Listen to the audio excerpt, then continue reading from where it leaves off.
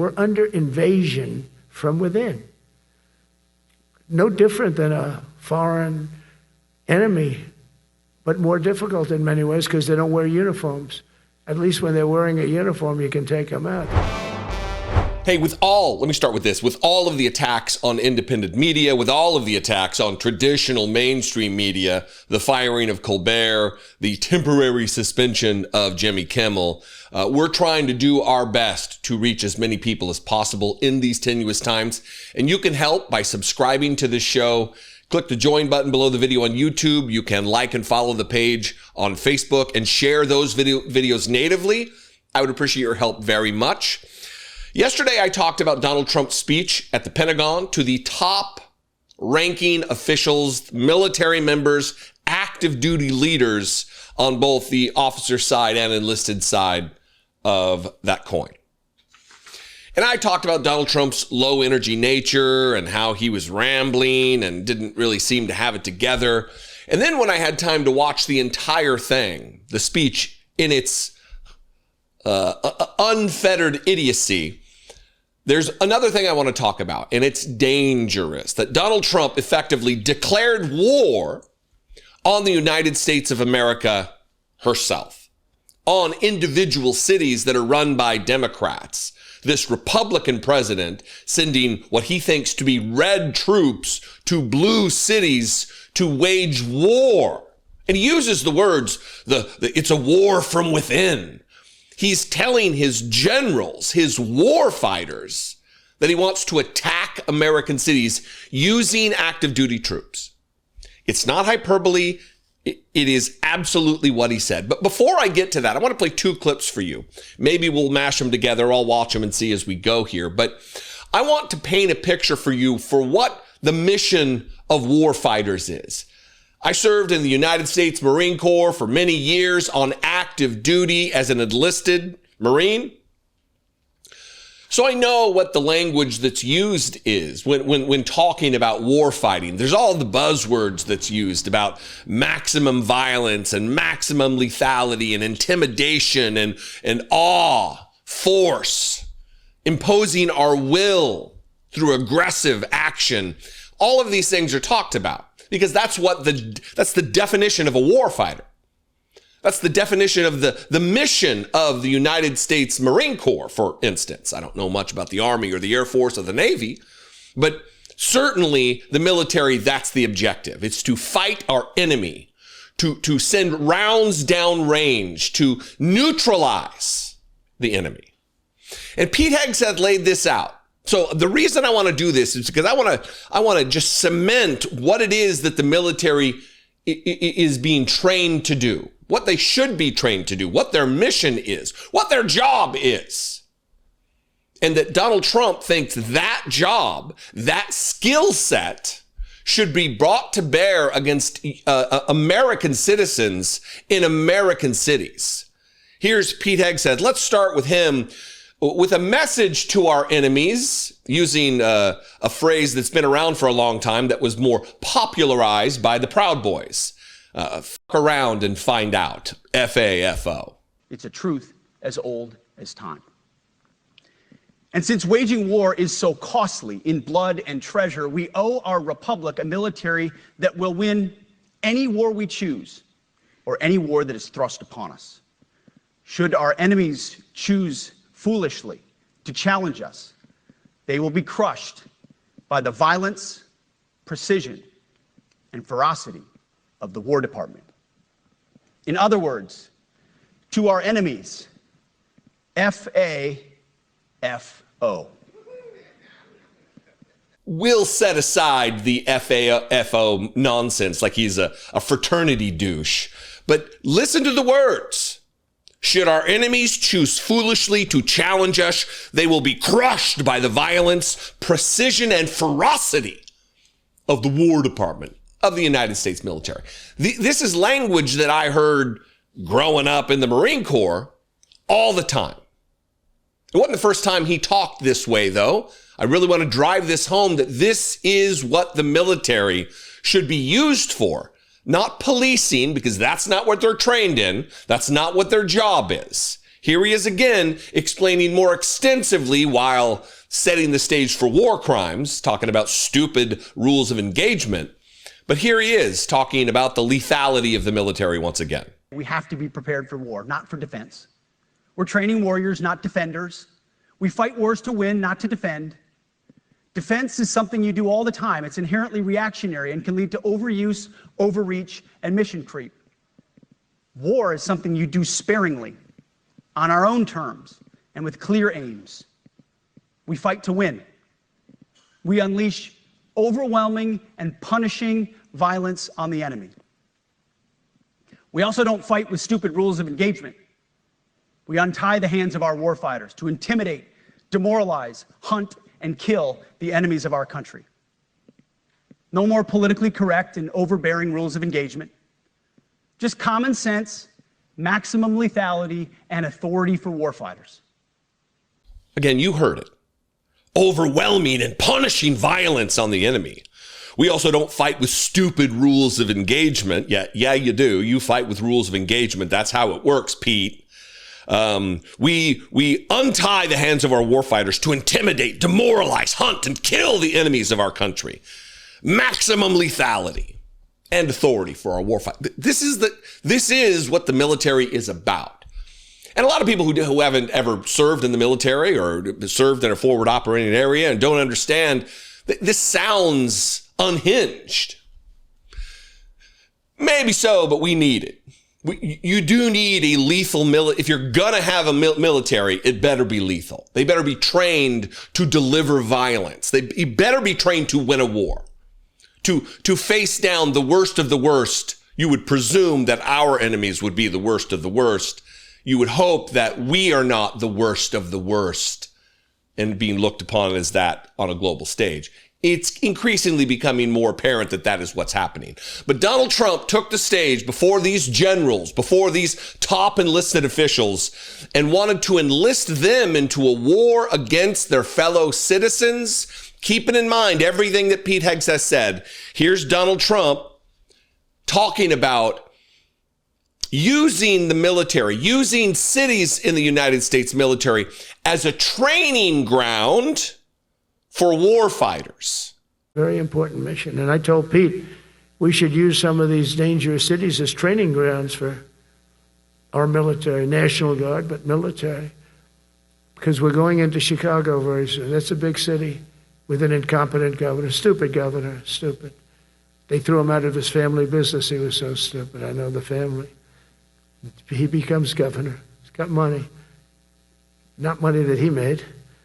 But he ran for governor, he won, and now he criticizes us all the time. And last week they had 11 people murdered, 44 people shot. The week before that they had 5 people murdered, 28 people shot.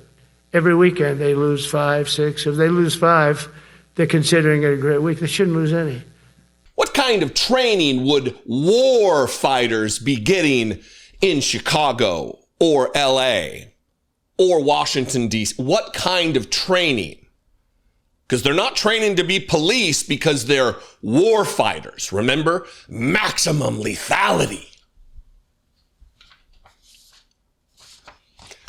The training would be to fight the war from within. That's what Donald Trump wants. That is what he is prepping his generals for. And that is what he's explicitly calling for in this clip. The ones that are run by the radical left Democrats, what they've done to San Francisco, Chicago, New York, Los Angeles, they're very unsafe places. And we're going to straighten them out one by one. And this is going to be a major part for some of the people in this room. That's a war, too. It's a war from within. Controlling the physical territory of our border is essential to national security. There is no war. There are political divisions. There are differences of opinion. Some people believe white supremacy is the order that should be enshrined under color of law, those in the Republican Party. And then there's another faction of people who talk about politics, who think about politics, who believe that is absolutely antithetical to the Constitution that Donald Trump swore an oath to, that the entire room filling the audience there swore an oath to. a sacred vow to support and defend the Constitution against all enemies, foreign and domestic, a Constitution which contains protections of equality under the law, equal protection under the law. Congress shall make no law respecting an establishment of religion or abridging the freedom of speech or your freedom to assemble, to protest your government for redress of grievances. This is something that all of the members of that audience and Donald Trump himself twice has sworn oath to. Pete Hegseth himself has sworn oath to it. Donald Trump went on and he starts talking about America is being invaded. We are under invasion, but it's an invasion from within.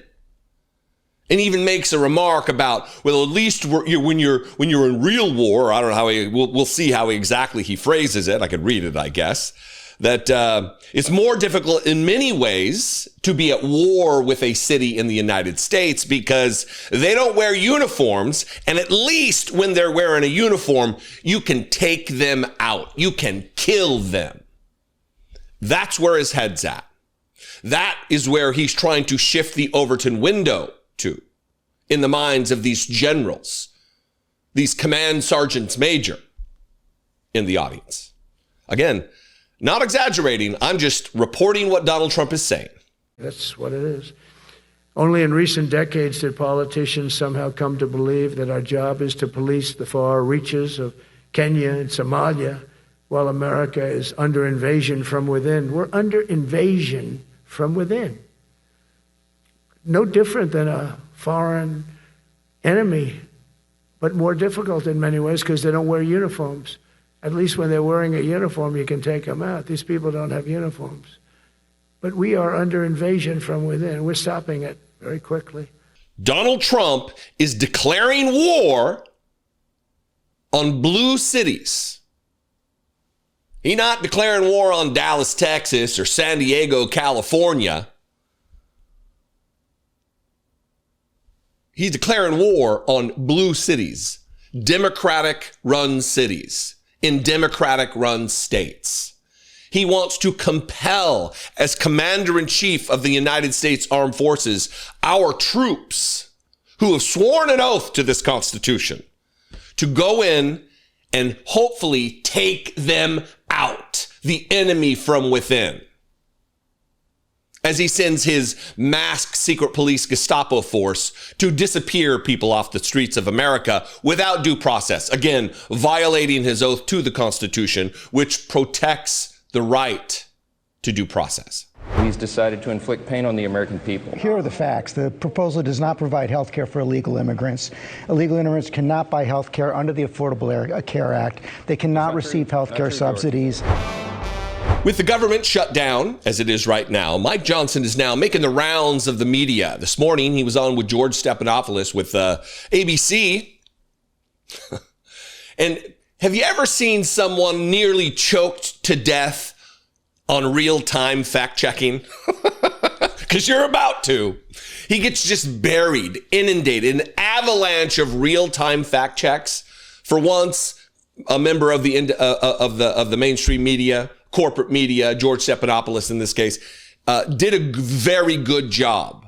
He did allow MAGA Mike to lie, as is his wont to do, as is his pattern of behavior, in direct defiance of his own religion, in direct defiance of his own deity, in direct defiance of the Son of God that he claims to worship and revere. When in reality, he worships and reveres Donald Trump and wants to protect his agenda at all costs, even if that cost is his own soul. He has sold his soul to Donald Trump, and he is owned now by Donald Trump. Hell of a bargain, Mike. I hope it pays off for you, brother. Here he is being asked about the predicates for the shutdown, blaming Democrats and talking about they had to stop health care for illegal immigrants that were on Obamacare, the Affordable Care Act. All of this is just lies. There's not even a scintilla of truth to it. Usually there's like a parcel Well, yeah, that's kind of true, but actually the reality of the situation is completely different. This is just out of whole cloth, just lies, just conspiracy theory, because they have nothing. They are trying to rip away healthcare from their own base. There's so many members of MAGA who are like, oh, I hate that Obamacare, but thank God I've got my Affordable Care Act. And they're so stupid they don't know it's the same thing. This is where we are in America. Unfortunately, this is where we are. But watch the real-time fact checks. George does not let him get away with this. He holds his feet to the fire even after he tries to go into a litany of lies and conspiracy. The Democrats' proposal is designed to prevent millions of Americans from losing their health insurance, losing Medicaid coverage, or paying higher health care premiums. Why are you against that? That's an absurd statement, what you said there. Let's be clear about what happened last night, George. No, George, let me tell you what happened last night. Everybody can go and review the facts for themselves. 44 Senate Democrats voted to reject a clean, nonpartisan, continuing funding resolution to keep the United States government open. The Democrats said instead that they wanted to give health care to illegal aliens instead of keeping critical services provided for the American citizens. That's what happened, plain and simple. Every Democrat in the House, except one, voted against the clean continuing resolution. It was nonpartisan in nature. There are no policy writers on it that Republicans favored. It's exactly what Chuck Schumer and other Democrats voted for in March. But they've changed their tune. They changed their tune because Chuck Schumer is having political problems right now. That's just a simple fact, and everybody knows it. He's trying to outrun the far-left portion of his base, so he's decided to inflict pain on the American people. That's the reality of what we're facing. Here are the facts. The proposal does not provide health care for illegal immigrants. Illegal immigrants cannot buy health care under the Affordable Care Act. They cannot receive health care subsidies. No. Illegal immigrants are ineligible for Medicare, Medicaid, and the Children's Health Program. The Democratic bill does not make them eligible. It does, actually, because what it does is it unwinds the changes that Republicans put into the big, beautiful bill, the big signature legislation that we passed and signed into law on July 4th. That has been very successful in shoring up Medicaid for the people who are actually eligible to receive it. What we did in the bill, and the CBO just verified this 3 weeks ago, the Congressional Budget Office, the nonpartisan arbiters of everything up here, they said that those provisions have helped to reduce premiums. Why? Because we got ineligible recipients off of Medicaid, illegal aliens, and able-bodied young men who are riding the wagon who are not eligible to be there. Medicaid is intended for specific populations of U.S. citizens. That is young, pregnant women who are down on their luck, the disabled and the elderly. Those resources are being drained from those folks, and so we fixed that. We reduced fraud, waste, and abuse in the program. Chuck Schumer's counterproposal on the CR would reverse that. That is a simple fact. The CBO did not say that about illegal immigrants. You've made your point right there. You cannot take part in the exchange if you are not an American citizen. You can't be an illegal immigrant, an undocumented person, and take part in certain benefits, certain entitlements. You just can't. It's not the way it works. But Republicans lie. That is their superpower. It is abject, dignity-free performances, one after the other, after the other, after the other. What is very nice to see, though, is a member of corporate media saying, when he says, that's an absurd statement, he goes, no, that's a factual statement. He allows him to talk a little bit more, and then he shuts it down by delivering fact after fact after fact. But Mike Johnson is a skilled deliverer of falsehood. So it doesn't come across like that to many, especially people on the right, MAGA world. They're going to, oh yeah, he's right. He's right. These illegals, It's the same situation we're facing now that we faced when Doge was in effect, lying about 115-year-olds, 150-year-olds receiving Social Security. All of that was lies because they didn't know how to interpret the data. It's the same situation that we face with their lying about voter registration. I saw a post the other day talking about how I think it was the superintendent no, it couldn't have been him. It was something about somebody who was they're also illegally registered to vote in some other state. I'm likely still registered to vote in California because I still get mail from remember, it's time to look at these candidates. And I'm not voting there. It's not illegal to be registered. Anyway, I'm going off on a tangent here, but they're just liars. They are liars, and they try to hit the notes that they think are going to emotionally resonate with Americans. And because of their conspiratorial nonsense that they spew, because they have no facts to stand on, they have no policies to stand on, they're attempting to, in a radically deleterious manner, harm Americans, hurt the bottom line for hardworking people, MAGA included, in order to pay for the insane tax cuts for wildly wealthy people in this country. So they can get an extra $50,000 in tax benefit, or whatever the number might be, when proportionally it doesn't matter to them. You think a billionaire gives a single shit if they make an extra $1 million a year? A billionaire who's worth thousands of millions of dollars? It's like having thousands of dollars and worrying about one single dollar in benefit and taxes. It doesn't matter to them. But it matters to Republicans to harm Americans, to tear down the social safety net in this country, to harm hungry people, poor people, sick people, children.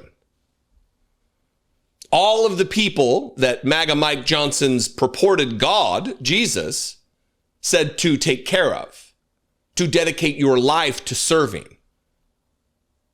What's it tell you about their Christianity? What's it tell you about their adherence to the truth, to that which is moral and ethical and decent and good? It should tell you everything you need to know. What do you think? I invite you to this conversation. Before you do, though, make sure you're subscribed to this program. You can click the subscribe button on YouTube. You can also go over and like and follow the Facebook page. All of that goes a long way toward spreading the truth. Maybe we can wake some people up.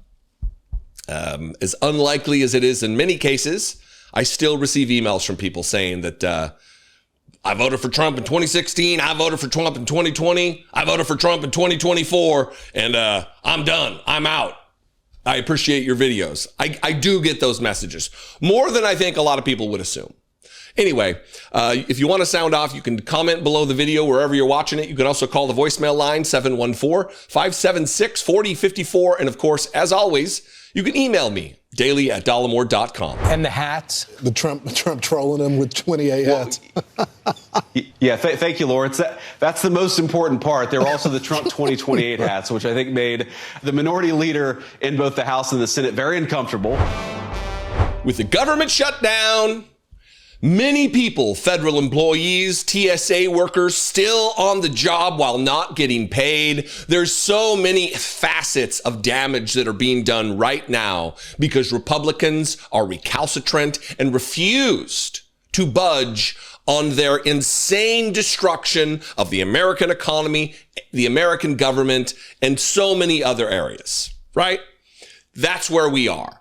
And in this moment of dire importance, J.D. Vance goes on to Fox News and yucks it up like a dipshit, like the dipshit he is, about these Trump 2028 hats that were placed on the desk, the Resolute desk.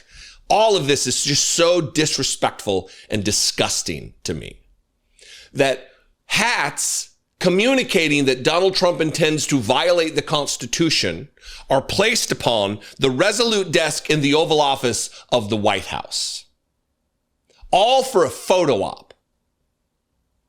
Because then the White House photographer was dispatched to take a bunch of photos of Hakeem Jeffries and Chuck Schumer with these hats in the frame.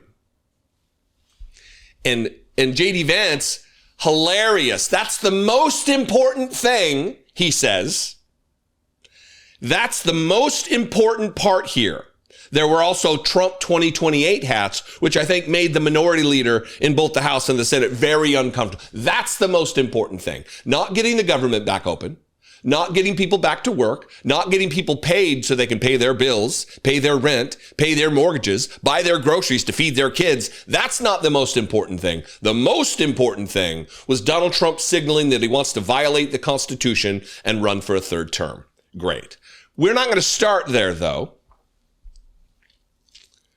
We're going to start with J.D. Vance creating an argument that he says the Democrats have been making that he can argue against, even though no one said the thing that he now says. No one has been saying that we need to shut down the government because Donald Trump was a dictator. No one has said that.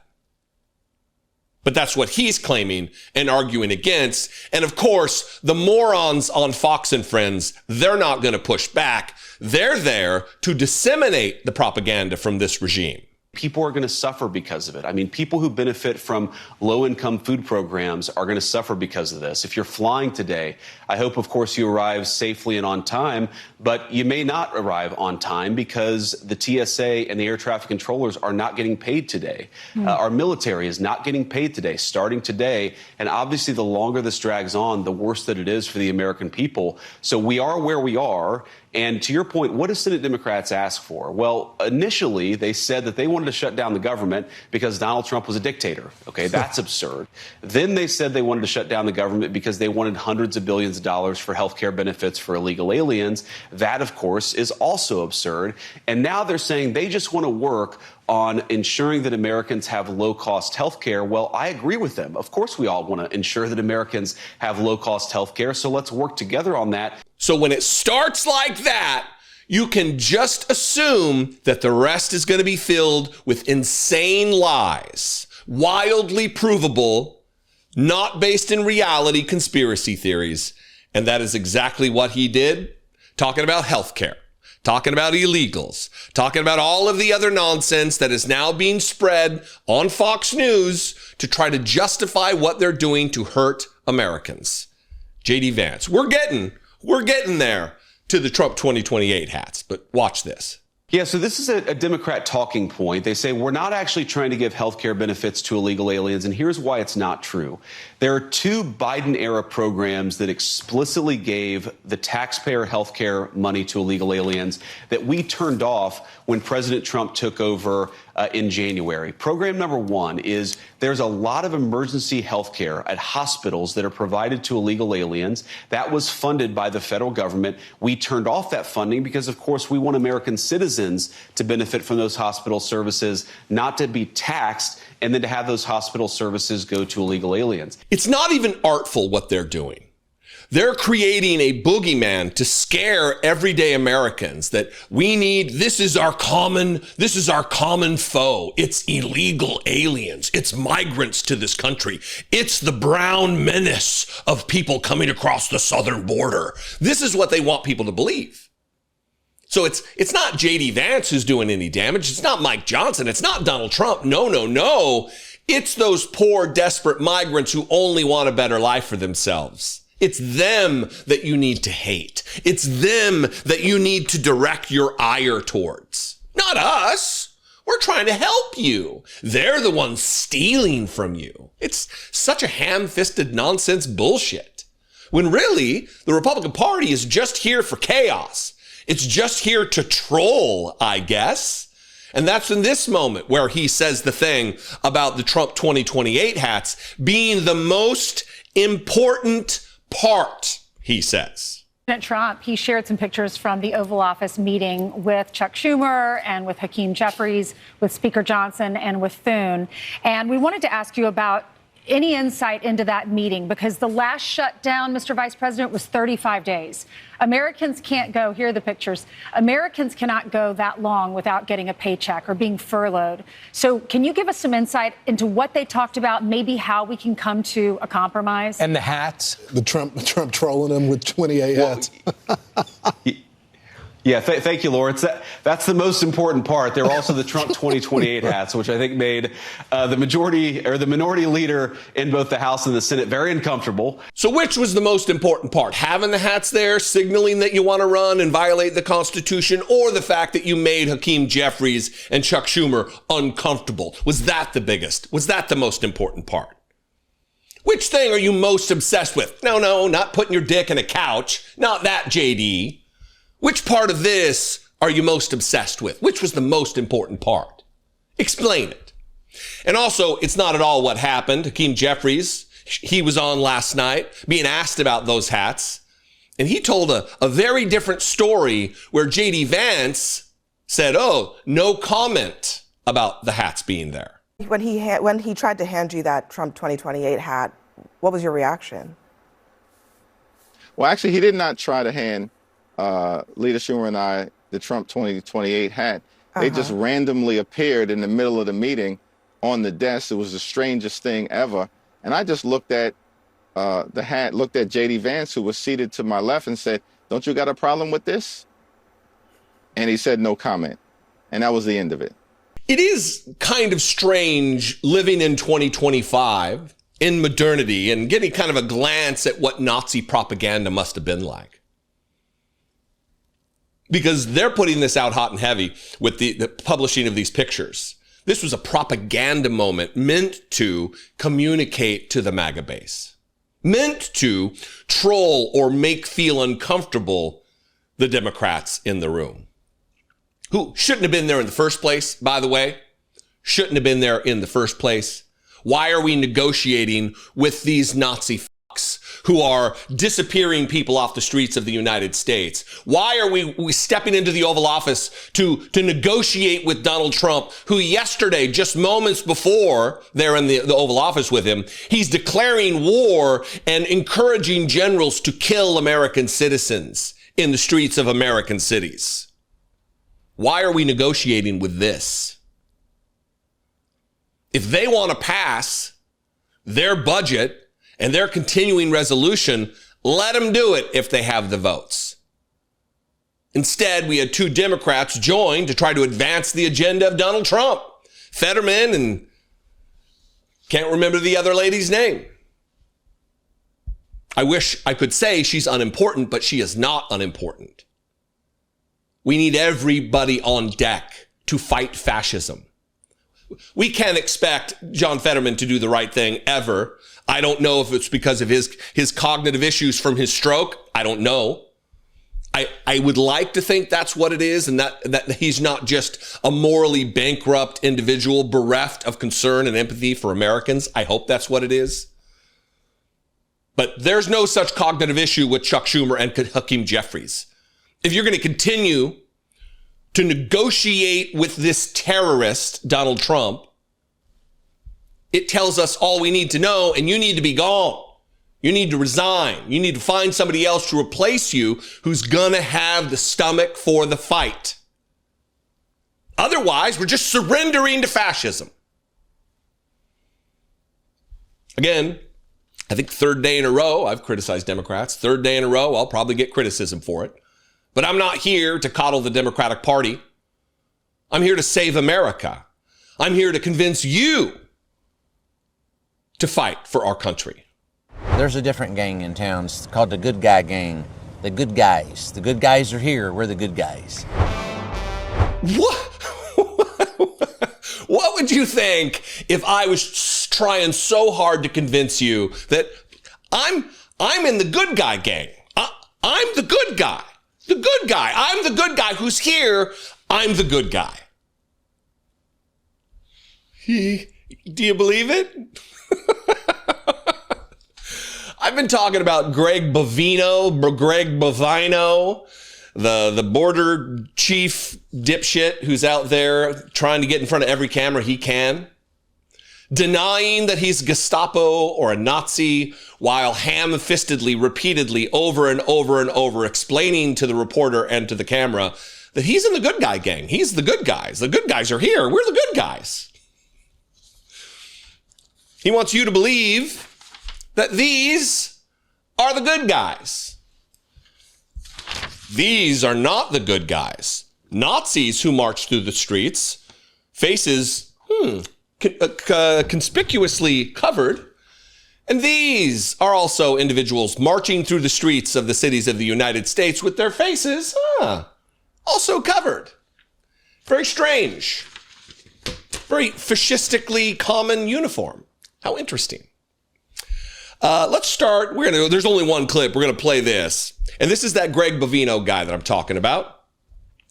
And this is going to be a little bit of a media criticism. This reporter who's just providing what is commonly referred to as propaganda, propaganda, but delivered by cops. And the media, without a critical eye at all, without asking any critical questions whatsoever, no query about, she's just saying, you're here, you've been out here all week, you're doing the hard work to keep everyone safe. What would you say to the people who wrongly say that you're Gestapo or Nazis or however she phrased the question? That's ultimately what it is, though.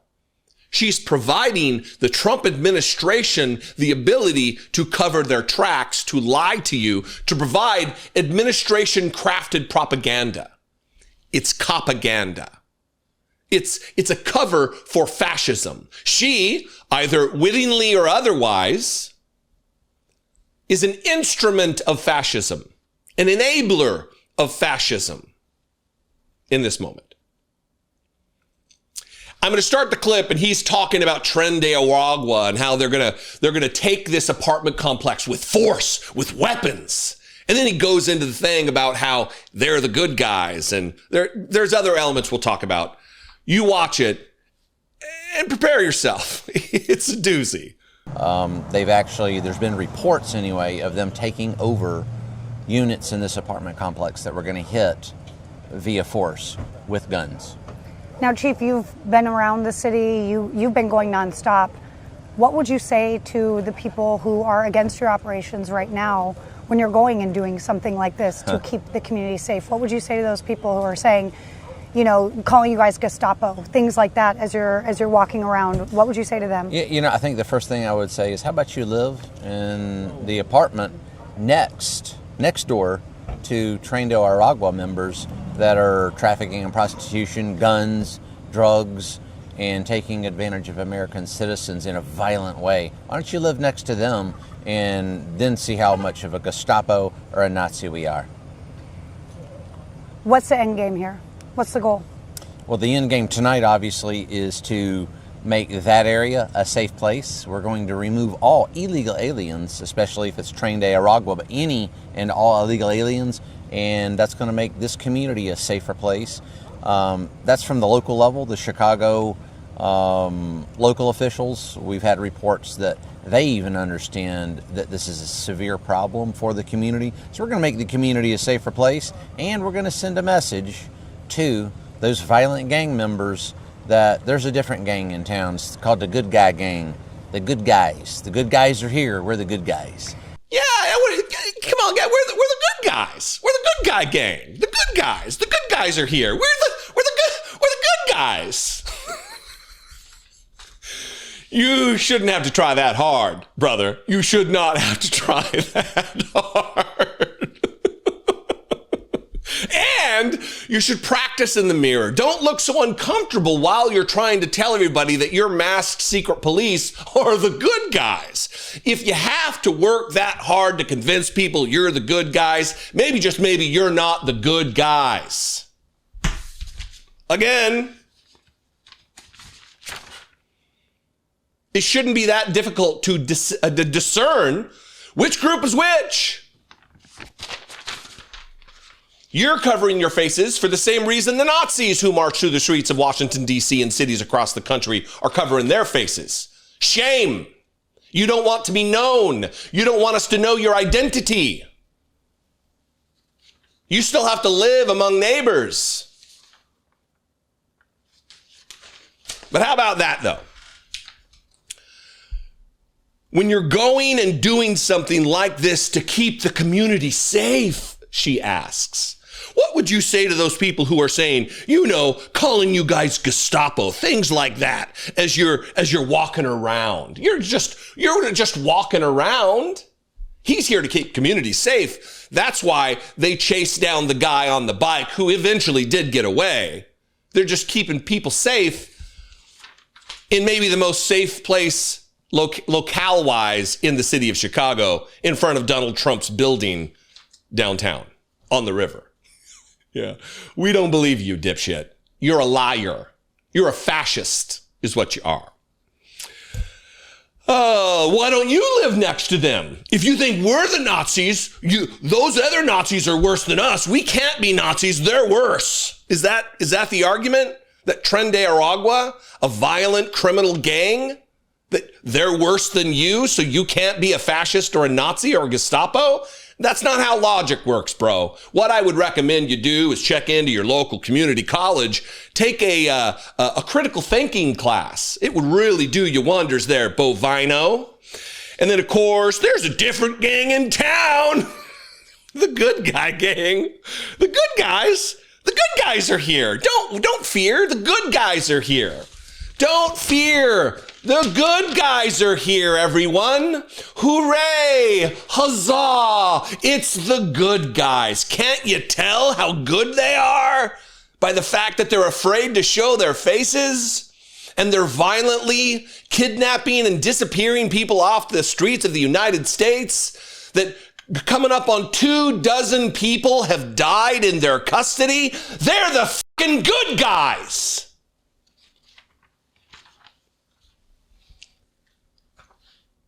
Who believes this?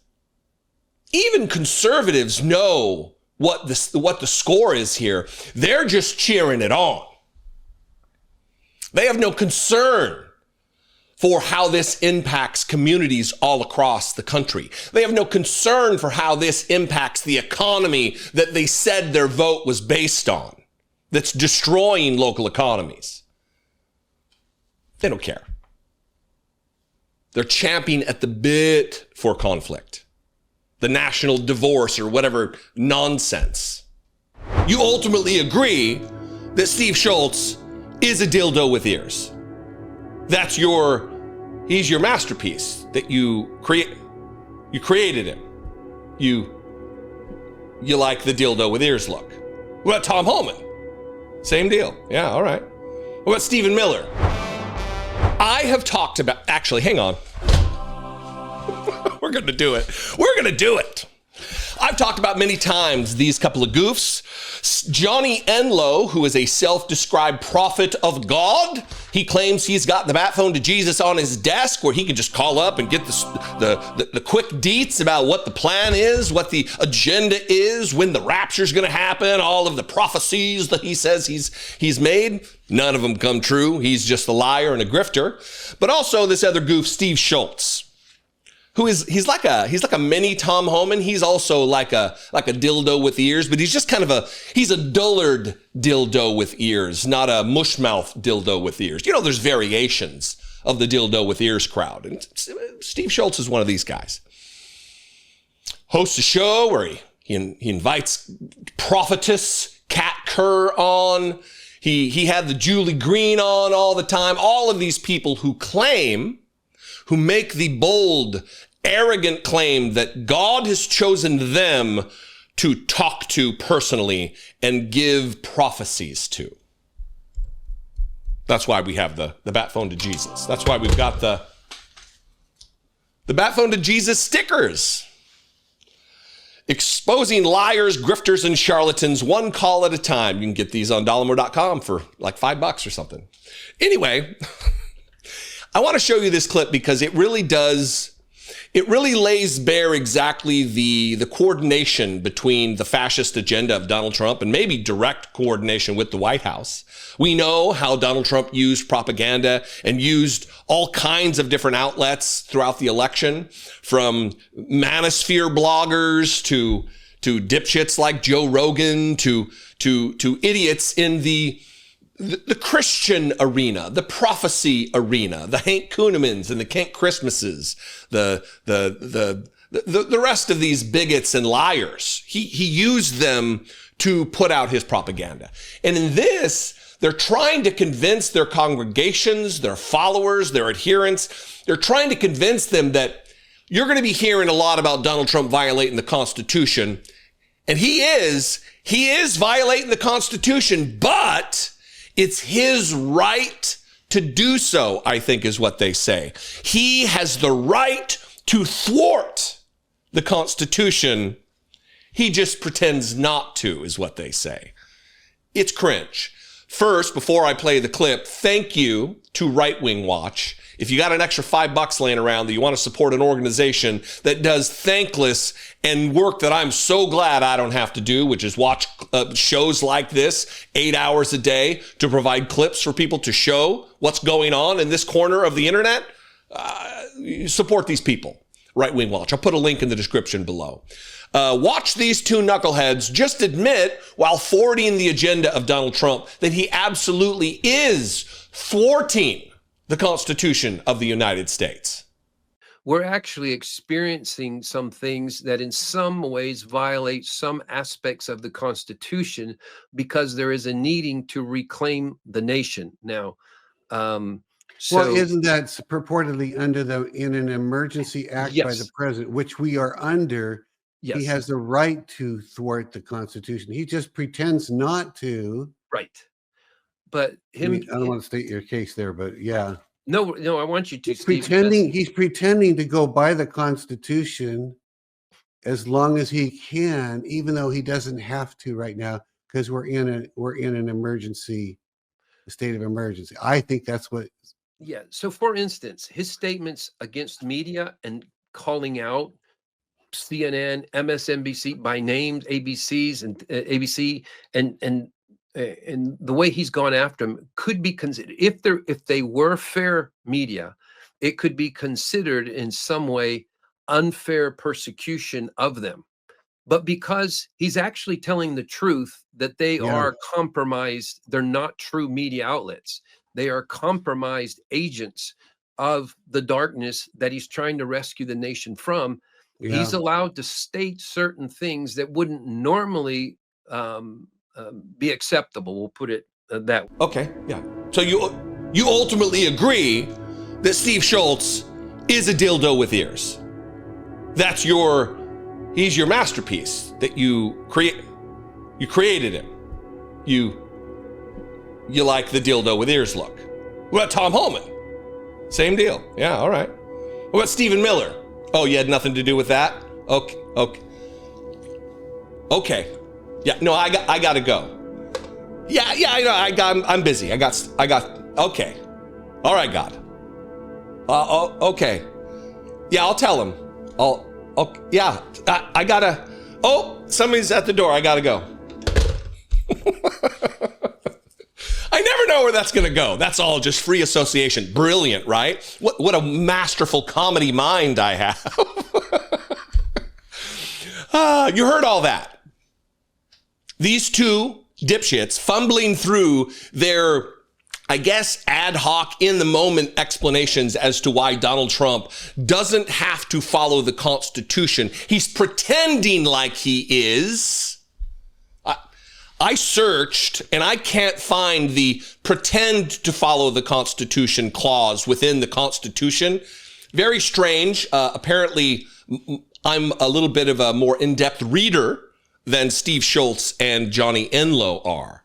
But he's saying that there's a declaration of emergency to reclaim the nation. Obviously, you'll note that there was no explanation of reclaiming the nation from what? Reclaim the nation? What had previously claimed it that needs it reclaimed? The fact that there was a Democrat duly elected in a democratic election, free and fair election, is that the reclaiming? Or are we still reclaiming it from the black guy who governed as president from 2009 to 2017? Is it that? Because we know the white Christian nationalists within this movement are virulent racists and goblins like these two dipshits. They're signaling, look, I know you might not know who these people are, and that to a lot of people, I'm gonna get rid of this, to a lot of people is some kind of, it makes them feel better. Well, like, yeah, they're not reaching anybody, but that's not the case. These people reach a dedicated segment of the country. They have an audience, a dedicated following of people who believe the lies, who believe that Johnny Enlow gets talked to by God. They believe it. And if you can convince people that it's godly, that it's God's decision that Donald Trump disobey the Constitution, you can convince people of anything, to do anything, to commit horrors against their fellow man. If it's God's decision, who are they to argue? Anyway, we are in a tough spot. And unless people start waking up and participating in the mass protests across the country to send a message, to let it be known that this midterm we are taking back the House. We will impeach Donald Trump. Hopefully we can take back the Senate and we can remove him from office through conviction in the Senate. We need this. The country needs this. To be saved, the country needs this. Anyway, I'll stop. What do you think? I invite you to the conversation. Let's talk about this in the comments, wherever you're watching the video. You can also call the voicemail line. Leave me a brief, fewer than 3-minute voicemail, 714-576-4054. And of course, as always, you can email me daily@dollemore.com. I am going to see you tomorrow. I love and appreciate you very much. Be genuine. Take care of one another. You know, like Jesus would.